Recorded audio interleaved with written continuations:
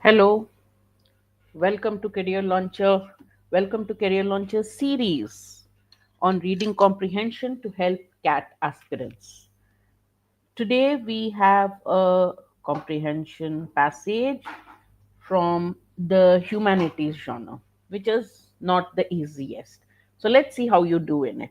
Okay, I'll read the passage and I read it aloud and summarize it for you, and then we will look at the questions and discuss the questions. Read it along with me as I read it aloud. All right, so this is around 500 words. Listening is the dark matter of conversation, shaping the cosmos of any society or relationship. A good listener can turn an ordinary conversation into a life changing one, though we tend to remember their words more than their listening itself. In an ordinary conversation, you tend to listen to the words spoken rather than to what somebody heard. We shout, sing, whisper, rhyme, but describing listening is difficult. Describing speaking is easy, but describing listening is difficult. It's lexicon less obvious. What words do you use to describe listening? What if we saw ourselves as listening animals adapted to receive language rather than merely to speak? Would we describe listening more precisely? What would we want to describe? So now we think of ourselves as conversationalists. We only know about talking. So how the author says, how do you describe listening? It's very difficult. If we had been listening animals, adapted to listening more than speaking, then maybe we would have described listening more precisely. Philosopher Ludwig Wittgenstein argued that the limits of our language define the limits of our world. Perhaps our listening cosmos has been constrained, that means limited, by the lack of common vocabulary. The issue is not a shortage of listening words, but their confinement within specialist disciplines. So now, here again, earlier he said we don't have many words, proper words to describe listening precisely. Now he is saying that maybe the issue is not a shortage of listening words to describe listening, but the confinement within specialist disciplines. All right. So Henry Talk and Jean Aguillard in 2005 sought to rehabilitate general acoustic awareness with terms like remanence. Remanence is a continuation of a sound no longer heard, and phonotone, the feeling of euphoria provoked by a sound perception. So they came up with new words to describe different types of sounds. Pauline Oliveros coined deep listening after performing in an underground cistern, suggesting it encompassed the whole of the space time continuum of perceptible sound. Acoustic ecologists have introduced terms like sound mark for a sound of special significance. All right, so here you have people who have used different terms to describe sound. One writer profoundly shaped the idea of listening, and that is Rainer Maria Rilke. Though he published original works in his 30s, it was the poem cycles he wrote later as a self conscious receiver that defined his reputation. So he is a poet, very famous poet, but it was the poem cycles, according to the author, it was the poem cycles he wrote later that where he was a self-conscious receiver, and that defined his reputation. His listening cosmos, the words he used to understand it, and the relationships he depended on, all informed his greatest poetry. Like us, Rilke lived through the greatest technological shifts. What were the greatest technological shifts of his time? The telephone, patented in 1876, the phonograph, 1877, severed speech from the body, allowing voices to travel and be endlessly reproduced and exist beyond death. He recorded this transition in a childhood memory of constructing a primitive phonograph.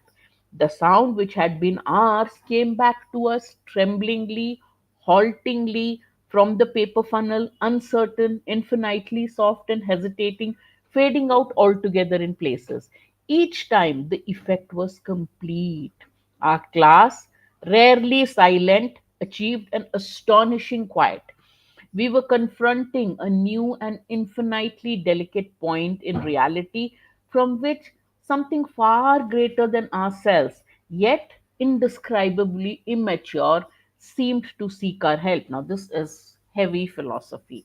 So, he recorded his transition of recording speech, saying how the recorded sound, came back to us and the effect it had. Right? It seemed to be a very delicate point in reality. It seemed to be something greater than ourselves. At the same time, it seemed to be immature and it seemed to be seeking our help. This experience shaped Rilke's fascination with receiving poetry rather than speaking it. It paralleled his interest in religious receptivity, explored in the Book of Hours, where he wrote love poems to God in the persona of a monk. Influenced by the mystic Angela Foligno, he saw listening as demanding work. So, to Rilke, listening was demanding work, along with the mystic Angela Foligno. Rilke's obsession with sound extended to an eerie auditory fantasy, imagining what might be heard if a phonograph needle traced the grooves of a skull's coronal suture. Can you imagine a phonograph's groove going through the sutures of your skull?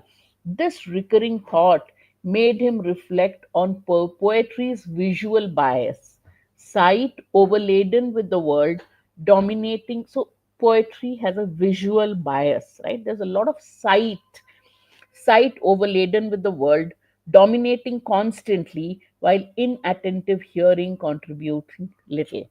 Influenced by Auguste Rodin, Rilke once embraced a poetic process he called in-seeing. And what is in-seeing? Gazing until he reached the essence of an object before figuratively emerging on the other side. So this is the poem. It's about listening. It's about listening as an experience, and how it cannot be described because we didn't have words and things like that, right?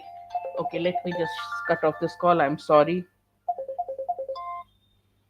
All right, let's now look at the questions. Question one: what is the central theme of the passage? You've read the passage, talked about uh, listening, how there's no lexicon for listening. That does not necessarily mean that, but we have constrained it to specialist domains. And then he talked about Rilke's contribution, right? That's overall. So let's see which of the options matches that. The evolution of listening as a cognitive process and its impact on technological advancements. The author doesn't talk about the evolution of listening as a cognitive process. It doesn't tell you earlier it was this, then it became. It didn't talk about that at all. The philosophical and artistic significance of listening. He talks about the philosophical aspect, talks about the artistic aspect, particularly in Rilke's life, in Rilke's poetry and poetic practice. This looks like a fantastic uh, representation of the theme. See, the historical progression of sound technology didn't do that. There is no history of sound technology. It originated at this time. This is what happened to the technology. He hasn't done that. The limitations of language in describing auditory experience, that he has described, that's not the main theme, and he did not say we need a new lexicon. Part of it is correct, but that's not the main theme. Therefore, the correct answer is option B. Question 2: what is the style and tone of the passage? Analytical. It is analytical, but the author reflects a lot. This is this. Had we been thinking, receiving rather than speaking animals, maybe we would have thought of listening in a different way. Therefore, it is not so much analytical and objective as reflective and philosophical.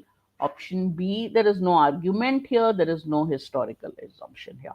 Therefore, option B again is the correct answer. Question 3: which of the following is true according to the passage? So, based on the information given in the passage, which of the following is true? Listening, Rilke's engagement with listening was primarily influenced by technological advancements. It was influenced by the technological advancements of his time, but we can't say primarily influenced. The term deep listening was first coined by Rilke. No, it was someone else. We know that. What does the passage say? It was coined by deep listening. Where did deep listening go? Deep listening was by Pauline Oliveros, right? So that is incorrect. The passage suggests that listening can be as intellectually demanding as speaking. It is a demanding process. At 2 points, he has mentioned how it can be demanding. So, C is true. The impact of sound technology on poetry has been largely negative. He didn't say that. He did speak of impact of sound tech. Didn't speak about it as negative. Didn't say it distorts artistic authenticity. These are irrelevant, out of scope of the passage, against the tone. Therefore, C is the correct answer. Which of the following inferences can be validly drawn from the passage? Let's see if we have to go back. It normally inferences are based on the main point. So we have an idea of the main point. We can see which inference is correct. Rilke's understanding of listening was shaped by both mystical and modern influences. Modern influences is sound technology. This is the influence of the mystic mentioned in the passage. So that's correct. Sound recording technology eliminated the need for poetic engagement with listening. No, Rilke's entire poetic engagement of listening happened because of sound recording technology. The passage implies that Rilke believed that listening was a passive act. No, language will always be insufficient in capturing the experience of sound. This part. We have not given much importance to describing it. Therefore, the correct answer is option A. Question 5. What is an assumption implicit in the author's main claim? We know the author's main claim is about listening, about Rilke's contribution, his poetic uh, experiences, how he made it uh, something to do with listening. So let's see what assumption lies behind it. Rilke's poetic evolution was heavily shaped again by his encounters with sound technology. It was um, influenced by sound technology, the phonograph and the telephone, but heavily shaped, and that again cannot be called an assumption. The act of listening can provide access to deeper forms of understanding and creativity because the author's claims and his quotes of Rilke tell you about how listening leads to understanding and creativity. Therefore, B is the correct answer.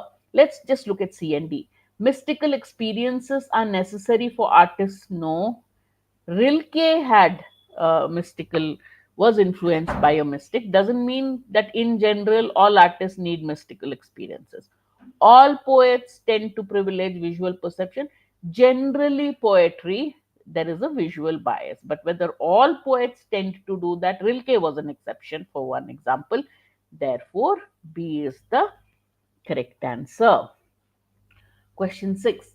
Which of the following best expresses the meaning of the concluding lines of the passage? What are the concluding lines of the passage? That heavy philosophy. Concluding line. He says, um, the concluding lines are influenced by August Rodin. Rilke once embraced a poetic process he called in seeing. And what is in seeing? Gazing until he reached the essence of to look at an object until you understand the true meaning of an object, go through it completely and figuratively emerge on the other side. So basically, it has to do with the meaning or the implications of in seeing. Let's see which option gives that best. Rilke developed a poetic technique that required intense observation to access an object's true essence. True. Inspired by Rodin, Rilke abandoned auditory elements. No, he developed in seeing doesn't mean he abandoned all other elements. In seeing was a process by which Rilke recorded and analyzed the visual aspects. No, he gazed until he understood. He looked at an object until he understood what it was. The passage suggests that his poetic process involved listening rather than objective. It involved listening, but this rather than observing part, and in seeing would not be there if it did not involve observation, right? So each option has something incorrect in it. Therefore, option A is the correct answer. All right. So I hope you enjoyed that. The passage seemed difficult, looked difficult, but we got the main point and therefore became easy for us to understand it. All right. I'll see you in another RC session very soon. Until then, keep reading. Happy reading. Thank you.